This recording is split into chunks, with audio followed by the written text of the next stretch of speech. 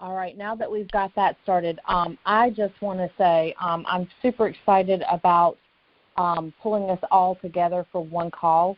John, your time is so valuable, and I just cannot thank you enough for all that you've already done in our smaller calls for me and my team. I have pages and pages of notes. I can speak very personally for me that, we have signed a lease on an office, and that has come from these calls. We are right now working on the ad to run for an admin. That has come from these calls. I knew these things were in our future, but I thought they'd be maybe middle of next year. And these calls have helped me realize that that would literally be stunting our growth. And, the list goes on and on. So thank you so much for taking your time and pouring it back into us, and excited to have everybody all together so that we can all benefit from the same words of wisdom from you. Yeah, no doubt. I figured, it started out, made sense, and now it's like a lot of things relate, seem to be on similar pages, and there's some questions from each other that make sense for each of you to hear the answers, so why not? See what happens. And I think it'll be a good thing. Get a lot more people getting the content at once. So we're excited seeing y'all's growth and changes. And the cool thing is, all I do is talk about stuff we messed up and try to get y'all to change it sooner than we do. It's kind of the path. So whatever you guys need help with today, we're here for. I got a meeting with Kilmet in a little while, so we got 30 minutes or until or however long it takes him to open his door after that. So we'll chat for a while. If y'all have questions, let them roll. I don't think I have anything informational to give unless, Dom, you got anything you need to cover first. I'm just ready to open it up if you are.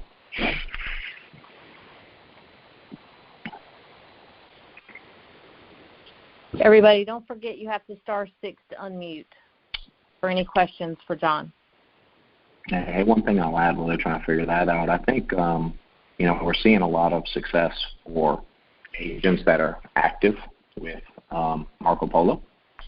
So if you're not using it, I would suggest you do. If you're watching it and not contributing, that's cool, but you get really good quick when you start contributing. And then I think any of y'all's agents, Paige, Chantel, Conrad, you guys, just continue to point people there and let them know. I think that I see a lot of groups try to use it and nothing happens in there relative to what you see, say, in the Golden State group. Just from my experience, the people that truly sell it for what it is and help people understand how everyone's going to get value out of it tend to have better groups.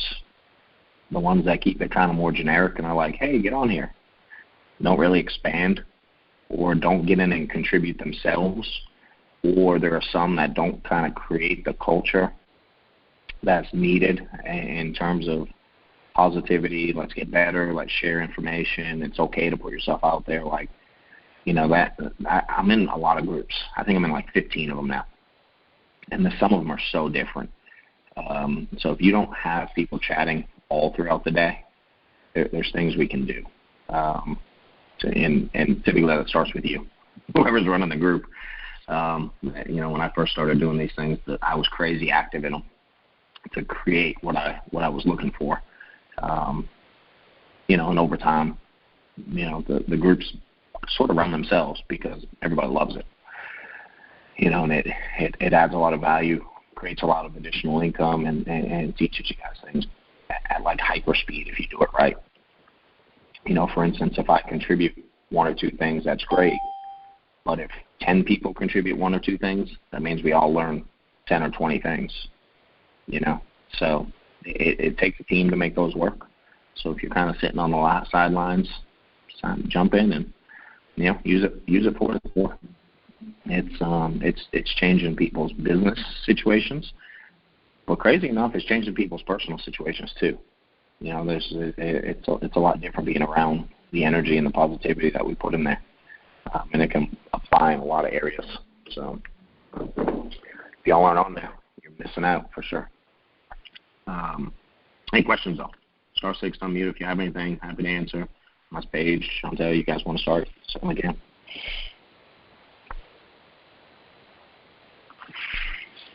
John, I'll start. This is Conrad. I've heard either you say or somebody else when you're starting to get excited about somebody that you're hiring. You're not supposed to get excited about them, but sometimes you get somebody who is like, okay, so they got a master's degree, they have some insurance background, they're looking for something specifically schedule-wise because now their kids are grown up and they're looking to get back into the workforce.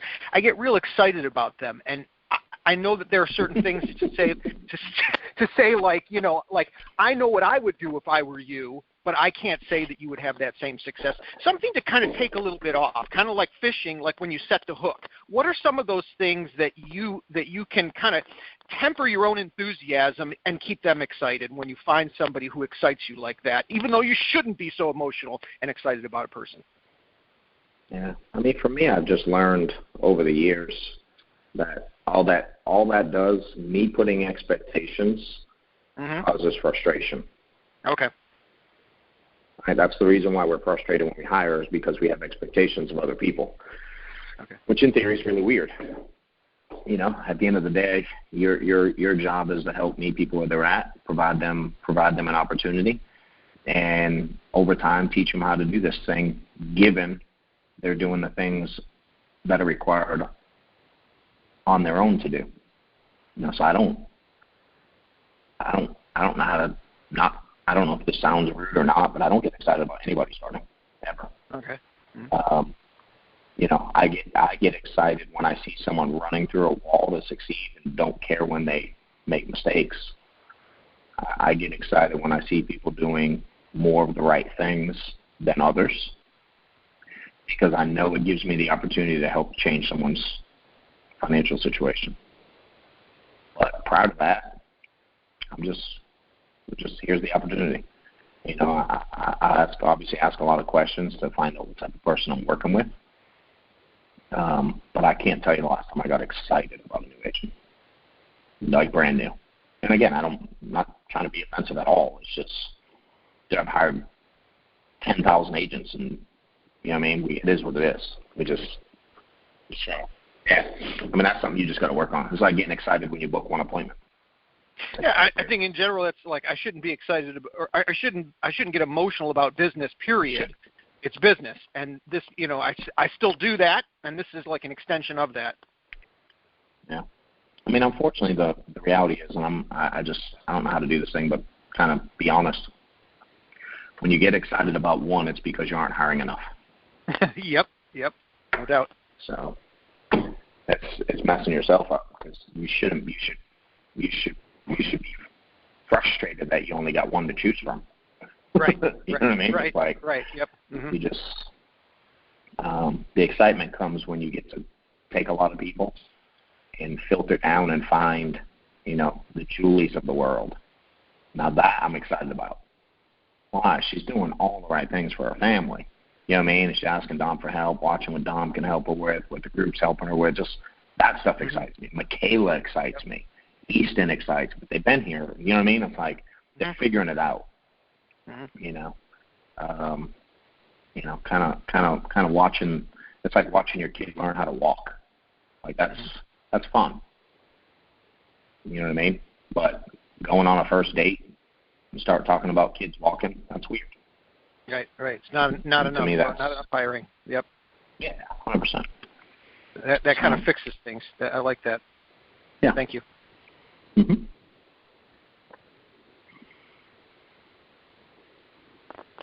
What else you guys got? Hey, John. How does your phone script go? Because I thought that I tied down most of my scheduling, but it turned out to be kind of like a reschedule or anything like that. And I told them, like, don't forget to write down my name, please, and then put down insurance lady. And then I told them that, oh, okay, so is your house number on the house or on the mailbox or something like that? Or there was this one lady that actually said that, oh, you're a scammer, you know, because she looked up benefit center or something. You mean like this weekend? Is that what you're saying? Yeah. Like when you ran last, the most recent run day? Yeah. So, again, I always try to give people perspective of the things I've learned, right, Julie?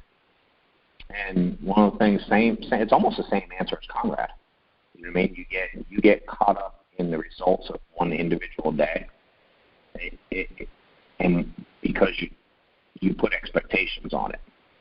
You know, for me, what I learned to do over the years was just be okay that some days go that way. You know what I mean? Like, sometimes there's not, honestly, sometimes people try to change too much stuff, and that causes problems.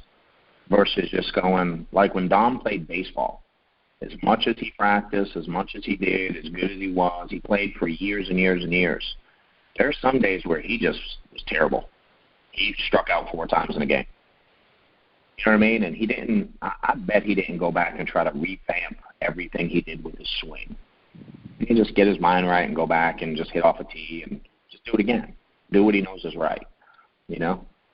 I think that overthinking causes more issues than maybe some mistake you're making in on the phone or in the home.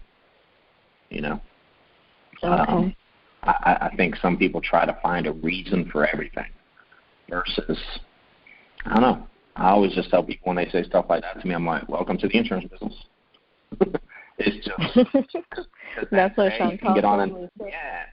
I mean, today you can get on the phone and dial and say the exact same words to the same type of leads, and tomorrow go 7 for 8. You know what I'm saying? And what I have to tell people there is don't get too excited. You didn't say anything that amazing on the phone. You had a good day. You know? And that's for me where I learned to start looking at this thing in a little bit longer term range. For me, I liked to have a monthly goal. That kept my focus on the right thing. You know, if you want to run however many appointments you want to run a week, if it's how many you try to run a week, Julie? We'll do it with your numbers exactly. What's your goal? A week? Mm-hmm. I would try to run about 30. No, okay. That's about 30 to 35 a week. Okay. So I would have, if I were doing 30 a week, I would put my own goal of 120 a month. And I know that sounds really simple, but it helps a lot because if your goal is 30 a week and you run 24 this week, most of us go, get them next week. And then maybe next week you run 26. You know what I mean? And now you're, 10 behind for the month. Whereas if I said 120 a month and I run 24, I know the following week now I got to run 36 just to hit my monthly goal. And I don't like having to do that. So unless it's a on purpose thing, like a schedule, you know what I mean? I'm changing, traveling, vacation, something's coming up, conference, whatever. But if I start to slow down and I'm always looking at my monthly goal, this is that, like I posted the other week or last week on Facebook, that you'll either sacrifice now or you'll have to sacrifice later, right? So if I've got, rolling into today, maybe I ran 8 over the weekend, but my goal is 30. I don't know. I'm just gonna. For me, I'd rather sacrifice today on the phone a little longer to push the 30 than run 24 this week and have to sacrifice next week and the week after, catching up. And that helped me not look at any one individual day as that big a deal. And I've just gotten really good from me relating this thing to sports. You could relate it to truly anything. At the end of the day, if we all go like, even something as simple as going, I had a great year. You know what I mean? 2019 was a phenomenal year. You know how many bad days were layered in that phenomenal year? Bad minutes, bad hours, bad moments, even bad weeks. You know what I mean? In our own head. Like this is our own grading. So I look at the phone the same way. For me, sports. You know what I mean? If Dom had a phenomenal year, if I broke it down, certainly he had terrible games. I'm sure he had terrible weeks. You know what I mean? It's just, it happens. So with dialing, girl, you're getting out there enough, you're selling enough. you'll go through streaks. This thing is all about that. You will never, ever, ever book 15 appointments in 2 hours every single week, sit 90% of them, close 70. That's fantasy world. You know what I mean? You have great weeks, you have bad weeks, and you have a bunch in the middle. So the better you can focus on the overall mission, which is to run X amount of appointments a month to hit your goals, to continue to improve and watch trainings and get better at your career, you'll learn that, just one day doesn't mean that much in the big scheme. Yeah, not that you don't try to fix stuff, but just sometimes don't overthink it. That does better a lot. If it's consistently, if you book an 8 a day and you're always getting 7 no-shows, that happens 3 times, a few times in a row, yeah, that's not good. But, it happens here and there. Sometimes we just got to learn to let stuff go. It's not always that big a deal. You know what I mean? Yeah. That helped me as I got better at this. Same thing I So told it's my friend. better that your goal is monthly? I like it because it holds me accountable week in and week out. Uh-huh. You know what I mean? Not that I don't have a weekly goal, but I definitely am not going to miss my monthly goal. I have 4 weeks to figure it out. It's easy to miss a weekly goal. Stuff happens. Yeah. Does that make sense? It is what it is. There's all kinds of things that could happen that could cause you to miss a weekly appointment goal. Dude, to miss a monthly appointment goal, you have to be really trying hard to mess it up. You have so much time to, play catch up. So just help me mentally, not worry. Yeah. No different than, you've been in school before, right? I'm like, if you had a final, due Friday, right?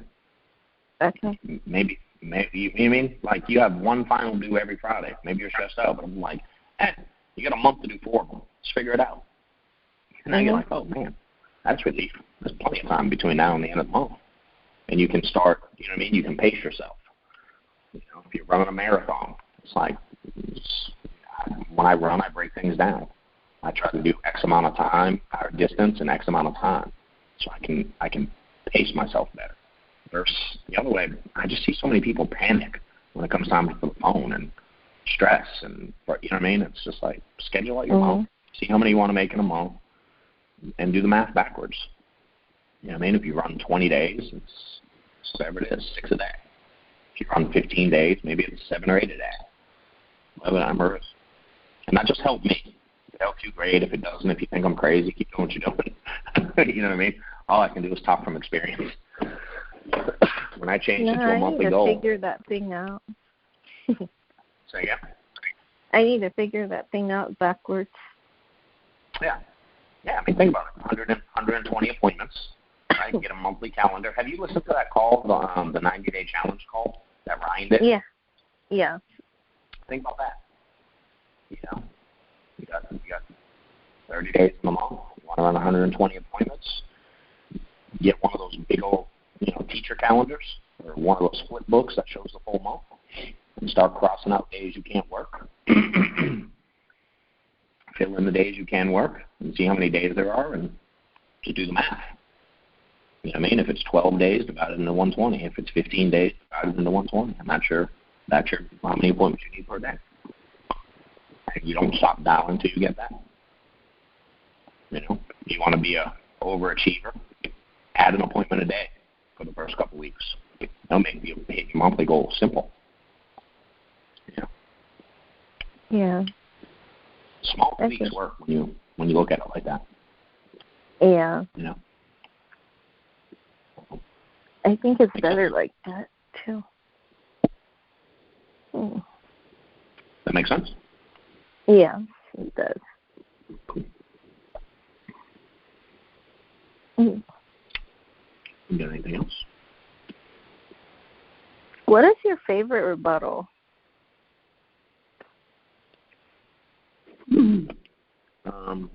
My favorite rebuttal, huh? Let me think. My favorite rebuttal. Definitely the Are You Sick one. Have you heard me do that one before? That's my favorite. Yeah. Yeah. That's my favorite. You know, I like rebuttals. I like all of them that change someone's thought process. Like, you know, I can switch, like, you know what I mean? When they go from, no, I'm good, I already have insurance, and I can ask a couple questions like, all right, like, one of my favorite things to do is, all right, cool, do you mind if I put some notes in the system so I don't have to keep calling you? You do that versus just straight up ask, do you have insurance, or who do you have it with, or what's, you know what I mean? If you just, I did that, I would always pretend I'm going to put notes in the system. By system, I'm like doing air quotes, like it's made up. But what that allowed people, what that would do is it would put the guard down, and then people would answer whatever I wanted to know. When I made up this magical notes in the system thing, suddenly they tell me everything I want to know. So I'm like, all right, cool, who do you have the insurance with? It's so-and-so. I got it. You know how much you're paying? Some get that, some don't, you know what I mean? But when I get that company, you know what I mean, whoever it is, I don't care who the company is. Pick one. I'll go, huh, you said Julie? They all defend it. All of them defend it. They go, no, why? I'm like, oh, you really? You sure? You ain't got any health issues? I don't even really answer them why. They're like, well, maybe they tell me they have some, maybe they say no, whatever it is. I'm like, I don't know. I don't usually give that carry unless people are really have real big issues. Anyway, so they got me out there tomorrow. Why don't you have your stuff out? I can take a look at it. You know, I would do that in the house if I had trouble getting policies out and some of the other stuff didn't work. That would work. I don't know. That one makes me laugh because it's funny how quickly the tide changes with just a simple question. You know what I mean? It flips the whole script. It takes the pressure off of me. You know what I mean? I don't know. It just changes the entire conversation for me. So stuff like that I love, and that's one of my favorites. It's such a simple, easy question to ask. Anyone can ask it. You know what I mean? It just it changes everything for me. So if I had to pick one, that's probably my favorite.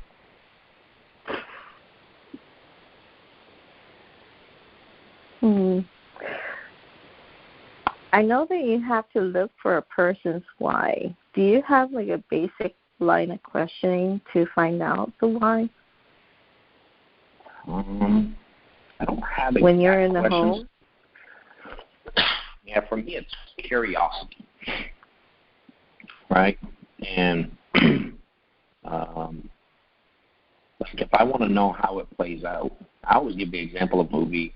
You could think a book or a TV show or a game, or there's a million different analogies, you know. But for me, I always did it like a movie. You know, I always laugh. Like when Steph and I go to the movies, I fall asleep like every movie, all of them. I don't make it through a full movie ever. I don't know that I've ever seen a full movie. Maybe like two in my life. She's over there fake snoring.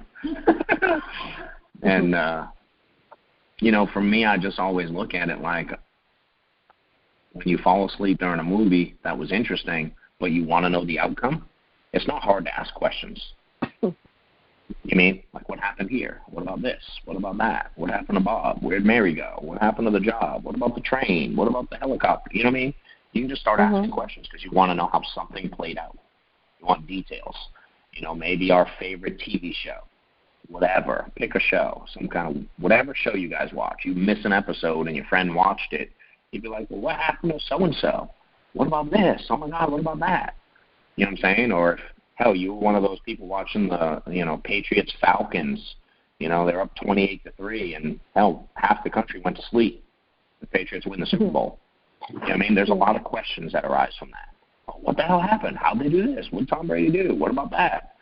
You know, and that's how I do it. It's not, if I gave you robotic questions, that would mean I'm putting everybody in the same box.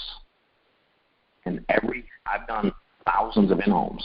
Not one of them is the same as the other. There's similarities, right? Structure's the same. There are things that are common between each other. But if I played all of them over one another, not one of them is identical to the next. They're like snowflakes. You know what I mean? And so for me, curiosity helps that. I truly want to find out what things look like without the insurance. I want to have an understanding And I think most people just take a surface level response and they don't dig. If you have kids and you ask a question like anything about schoolwork, how was your day? What'd you guys do today? Nothing. You know what I mean? Imagine going to the school principal and complaining, my son said he did nothing at school today. What's wrong with you people? That'd be weird.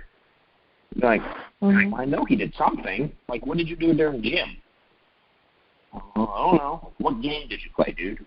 Well, we played dodgeball. Got it. Who was on your team? Bob, Susie, and Joe. Got it. Who did you play against? This one, and this one. Got it. Who won? We did. How? What was the score? You know what I mean? Hey, what about Spanish class? What words did you learn in Spanish today? Where most of us take that, I did nothing. And we just go, they did nothing. That school's terrible. You know what I mean? And we take the very surface level answer, like, hey, what would happen? I don't know. We'd figure it out. And then you guys call me and go, they just said they'd figure it out. They'd be okay. I'm like, you didn't ask any questions. And I don't know the exact, because, again, in the moment, if you're actually paying attention to clients and you actually give a crap about their situation, it's not hard to come up with questions. You know what I mean? Because things have to make sense to me. They have to line up. As you know, clients tell fibs. You know what I mean? And sometimes things don't line up.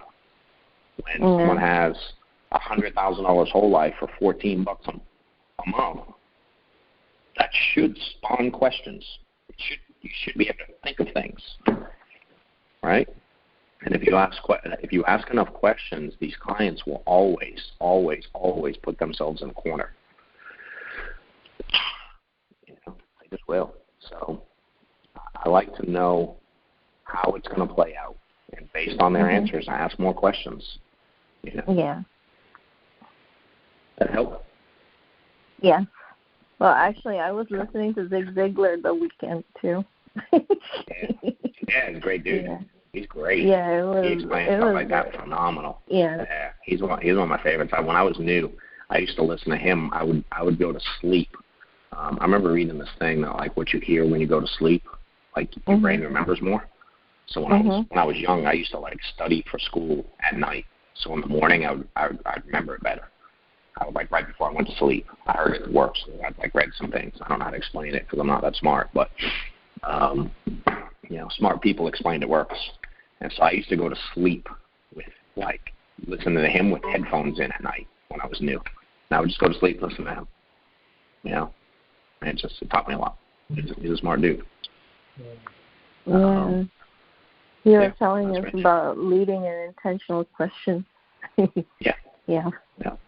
And as you start doing this, you get more and more. Now, if I have a specific example, you know what I mean, I can go, here's what I would have asked now. Well, what would you have asked then? I don't know. It probably would have changed because their answer would have directed me to the next question based on their answer. You know what I mean? So sometimes I go like, who knows where it would have gone. One question can change the entire outcome of an appointment in a second because you get an answer that you didn't know you had before. Yeah. That makes sense? Yeah. Cool. All right. Hey, Dom, Killamet's calling me in, dude. If you want to finish up some questions, if anybody has any, you're welcome to finish this thing up. I got to run in his office for a meeting that I was not expecting to have 20 minutes ago. Thanks so much, John. You got it. If you guys need anything at all, feel free to reach out, and we'll continue to do this. All right. Y'all have a good day. Thanks, John. Thank you, John. Yeah. All right, guys. Have a great day. Thanks, Julie. Thanks, Conrad. Thanks, Tom. Later, guys. Thank you.